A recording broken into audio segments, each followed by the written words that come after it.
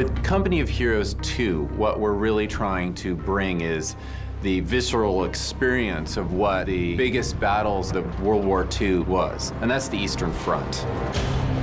The Eastern Front was massive in scale, it was brutal, and it provides so much relevance to give each segment of the game that you play its own meaning.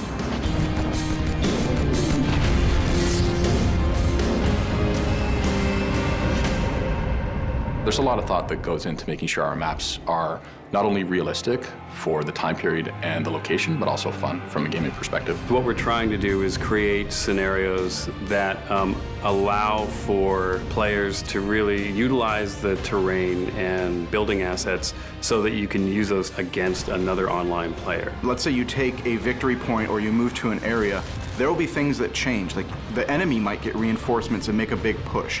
You might get certain reinforcements by losing a point. You can have this battle back and forth, and you can really kind of make your own strategy to like what points you're gonna hit. Are you gonna like go for the deep VP so you can do some territory control, or are you just gonna play a little bit slower of a game?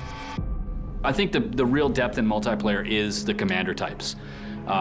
Each one has a different set of abilities that can be used, and each of those sets of abilities has strengths and weaknesses depending on where you're playing or what you're matched up against.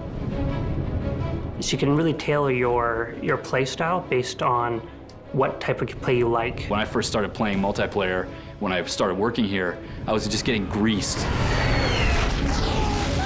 The guys from our team, there's a lot of guys on our team that actually like gather for lunch and watch the guys play it.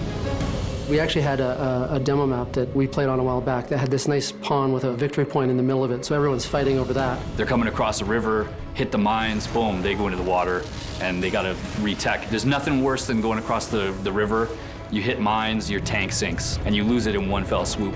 If a tank hits the field and you don't have something to counter that, the game isn't over. And in a lot of other games, if you don't have that hard counter available, you're done, you might as well quit and start over. With us, we want to make sure there's a bit of give with that comeback mechanic to allow people the chance to come back and continue fighting.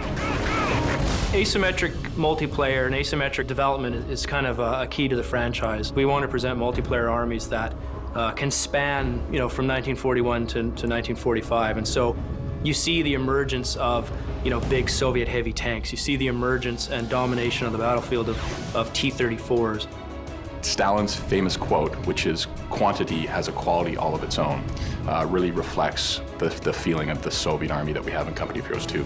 They're a little bit more ragtag, their structures look like they've been sort of thrown together, and they're a little bit more on the seat of their pants in terms of how they approach things.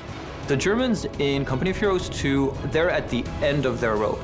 They're an advanced faction. Their vehicles are technologically very advanced for the time. However, they've been at war for years, so the Germans are more defensive. Another new thing that we've added to Company of Heroes 2 is this idea of progressing. And a big part of that is allowing players to unlock content that really gives them the opportunity to customize their armies.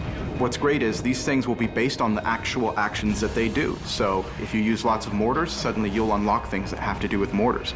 If you like to play with half tracks and move guys around the battlefield, you'll unlock progression elements that deal with that. And they really get to make those choices as to what things they want to take into their next match or their next skirmish. We're also adding what we call intel bulletins, and these were actually leaflets and pamphlets delivered to frontline soldiers that told them how to fight enemy vehicles.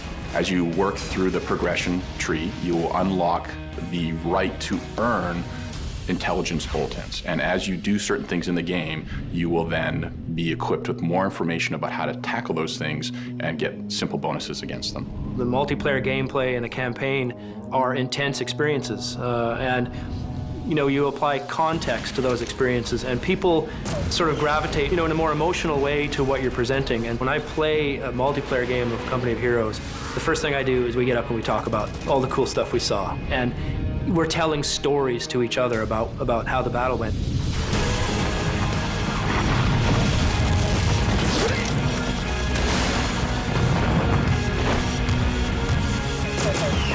We're all really passionate about the subject matter and really passionate about the work that we put into the game, so I think it's really going to show when people play it.